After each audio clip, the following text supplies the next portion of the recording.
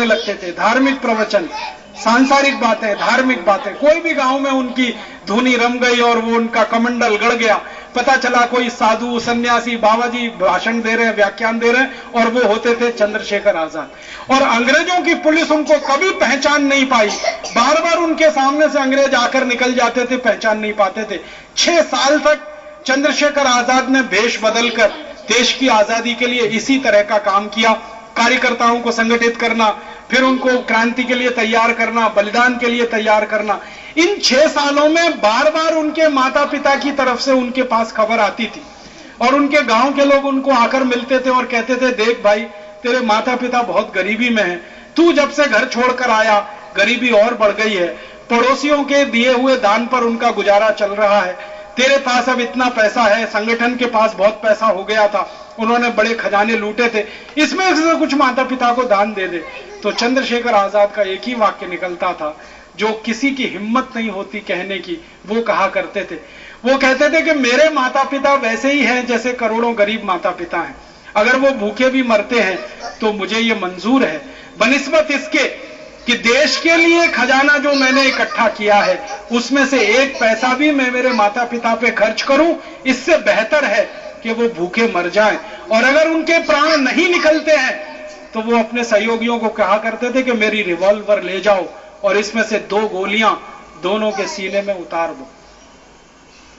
हिंदुस्तान की आजादी की लड़ाई में ऐसा विलक्षण क्रांतिकारी कोई नहीं मिलता जो भारत माता की वेदी पर अपने माता पिता को भी बलिदान देने की तैयारी में हमेशा रहा। अपना बलिदान कर देना वो तो सहज है और स्वाभाविक है, बहुत आसान है, लेकिन अपने माता पिता को भी उसी बलिवेदी पर चढ़ा देना जिस पर बेटा चढ़ने को तैयार है, ये आसान काम नहीं है। इसके लिए हृदय को बड़ा मजबूत बनाना पड़ता है, पत्थर जैसा बनाना पड़ता है, वज्र जैसा बनाना पड़ता है। ऐसे अमर शहीद थे चंद्रशेखर आजाद।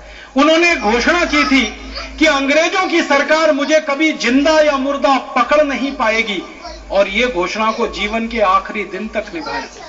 कई बार जिंदगी में 6 साल में कम से कम 12-13 बार ऐसा क्षण आया कि अंग्रेज सरकार अब पकड़ लेगी, तब पकड़ लेगी, अभी गिरफ्तार हो जाएंगे, तब गिरफ्तार हो जाएंगे। हर बार अपनी बुद्धि और चतुराई से वो निकल कर गए, अंग्रेज पुलिस उनको कभी ढूंढ नहीं पाई, पकड़ नहीं पाई। एक बार क्या हुआ, उनके ही एक दोस्त ने गद्दारी कर दी, उनके ही एक मित्र ने उनके साथ दगा कर दी। हमारे हिंदुस्तान का ये सबसे बड़ा अफसोस है, या हिंदुस्तान का सबसे बड़ा दुख है कि इस देश को विदेशियों ने कभी भी युद्ध में नहीं जीता। इस देश के गद्दारों ने इस देश को थाल में सजाकर विदेशियों के सामने पेश किया है। इसको कभी कोई विदेशी जीत नहीं पाया। अंग्रेज इस देश को कभी युद्ध में पराजित नहीं कर पाए। अंग्रेजों से पहले फ्रांसीसी कभी इस देश को युद्ध में पराजित नहीं कर पाए। लेकिन हर बार कुछ गद्दार ऐसे निकल आए इस देश में जिन्होंने पूरे देश की माता का, पूरे देश की अस्मिता का, पूरे देश के सम्मान का सौदा किया। ऐसा ही चंद्रशेखर आजाद के साथ हुआ। उनका इलाहाबाद का एक मित्र था, कटरा नाम का इलाहाबाद में एक मोहल्ला है, वहां रहा करता था। चंद्रशेखर आजाद अक्सर उनके घर जाके ठहरा करते थे। और 6 साल जब ये काकोरी कांड हो गया तो अंग्रेजों की सरकार ने बड़े बड़े पोस्टर उनके नाम से छपाकर उनके चित्र से लगवाए हुए थे। चंद्रशेखर आजाद को जिंदा या मुर्दा जो पकड़वाएगा हजारों रुपए का इनाम उसको दिया जाएगा। तो एक दिन चंद्रशेखर आजाद अपने उस मित्र के घर में ठहरने के लिए पहुंच गए और उस मित्र के मन में लालच आ गया कि मैं जाके अगर पुलिस को बताता हूं तो मुझे कुछ 1000 रुपए मिल जाएंगे। चंद्रशेखर आजाद घर में ठहरे हुए थे और उनके मित्र ने जाके पुलिस को सूचना कर दी। पुलिस आ गई। चंद्रशेखर आजाद को 6th सेंस था, 6वीं उनकी इंद्रिय काम करती थी। उनको आभास हो गया कि पुलिस आने वाली है। वो घर से चुपचाप निकल गए। निकलते हुए वहां के नजदीक में एक बड़ा पार्क है जहां पर एक बड़ा पुस्तकालय है, वहां पहुंच गए और घने पेड़ों की आड़ में झुरमुट में बैठ गए। लेकिन पुलिस सूंघते सूंघते उनको वहां तक आ गई और पुलिस की 1-2 अधिकारियों की टुकड़ी नहीं थी, बहुत बड़ी प्लाटून लेके पुलिस वाले वहां पहुंचे। 80 पुलिस के अधिकारी जिनकी हैसियत इंस्पेक्टर, सब इंस्पेक्टर और फिर डिप्टी इंस्पेक्टर और फिर उसके बाद वो जो सर्किल ऑफिसर होता उस रेंज के 80 अधिकारी और सैकड़ों पुलिसमैन, उन्होंने उस पार्क को चारों तरफ से घेर लिया। चंद्रशेखर आजाद अकेले थे, चारों तरफ से घिरे हुए थे। गोलियां चलना शुरू हो गई। उन्होंने भी अपनी रिवॉल्वर निकालकर गोलियां चलाना शुरू किया। 32 मिनट तक फायरिंग हुई। 80 पुलिस अधिकारियों से अकेले वो लोहा लेते रहे। 80 पुलिस अधिकारियों से अकेले लोहा लेते रहे। हर पुलिस अधिकारी घबराता था उनके नजदीक जाने में। क्यों? क्योंकि जो पुलिस अधिकारी उनसे काउंटर कर रहा था उसको मालूम था कि इस आदमी का निशाना बहुत अचूक है। वो अपने पड़ोसी एक कर्मचारी को, इसका पूरा वर्णन है, अंग्रेजों की एक डायरी है उसमें लिखा हुआ है। तो एक अंग्रेज पुलिस अधिकारी, उसका नाम है बाबर, वो अपने सहयोगी को कह रहा है नजदीक मत जाना, निशाना बहुत अचूक है, मारा जाएगा, तो दूर से ही फायरिंग करना। तो वो पड़ोसी कहता था तुमको कैसे मालूम इसका निशाना बहुत अचूक है? तो कहता है इसको मैंने देखा है गोली चलाते हुए। लाहौर में सैंडर्स की जब हत्या हुई थी और भगत सिंह ने सैंडर्स के ऊपर गोली चलाई थी, और भगत सिंह को पकड़ने के लिए जो पुलिस अधिकारी भागा था, उस पुलिस अधिकारी को चंद्रशेखर आजाद ने अपनी गोली से मारा था। और वो पुलिस अधिकारी कहता है कि मैं उस समय प्रत्यक्षदर्शी गवाह था। मैं उस टीम का एक कैंडिडेट था, एक मेंबर था, जिस टीम ने भगत सिंह को पकड़ने के लिए जाल बिछाया था। भगत सिंह को बचाने के लिए चंद्रशेखर आजाद ने गोलियां चलाई थी उस समय सैंडर्स का वध करते हुए। तो आपको सुन के हैरानी होगा, वो अंग्रेज अधिकारी कह रहा है 180 फीट की दूरी से इसकी गोली इतनी सटीक लगी थी कि भगत सिंह को पकड़ने वाले सारे अंग्रेज सिपाही वहीं ढह गए थे, वहीं मर गए थे। तो वो कह रहा है कि पास मत जाना, नजदीक मत जाना, निशाना बहुत अचूक है। तो वो कहता है फिर हम पकड़ेंगे कैसे? तो उन्होंने कहा बस एक ही रास्ता है इसको पकड़ने का, इसके पास गोलियां खत्म होने दो, इसको चलाने दो, गोलियां खत्म होने दो, तभी हम इसको पकड़ पाएंगे। और अंग्रेज इसी इंतजार में रहे। 32 मिनट तक फायरिंग चलती रही। 80 अंग्रेजों से घिरे हुए अकेले चंद्रशेखर फायरिंग करते रहे।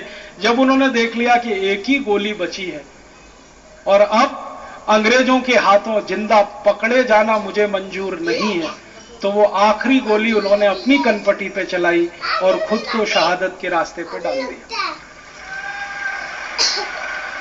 ऐसे क्रांतिकारी चंद्रशेखर आजाद का आज जन्मदिन है।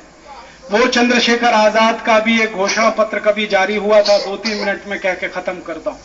1824 में उन्होंने जब ये हिंदुस्तानी सोशलिस्ट रिपब्लिकन एसोसिएशन बनाया, जिसके अध्यक्ष राम प्रसाद बिस्मिल जी थे और बाकी 14-15 दूसरे कार्यकर्ता थे, इन्होंने मिलकर एक घोषणा पत्र जारी किया था। आजादी चाहिए, तो क्यों चाहिए भारत की आजादी, और किस लिए चाहिए भारत की आजादी, और कैसी चाहिए भारत की आजादी।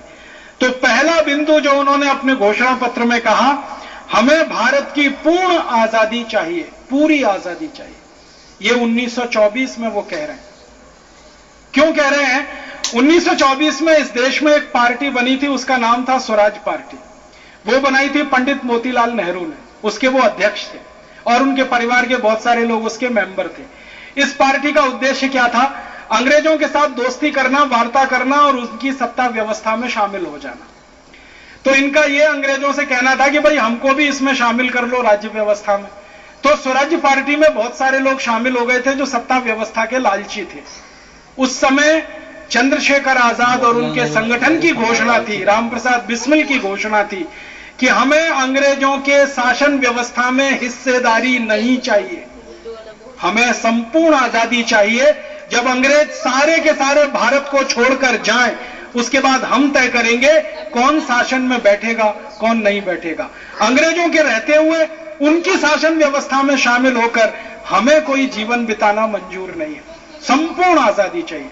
फिर अंग्रेजी व्यवस्था नहीं चाहिए, अंग्रेजी कानून नहीं चाहिए, अंग्रेजी नीतियां नहीं चाहिए, अंग्रेजी नियम नहीं चाहिए, अंग्रेजों की प्रशासनिक व्यवस्था, सब कुछ हमें खत्म करना है, वो उनकी पूर्ण आजादी।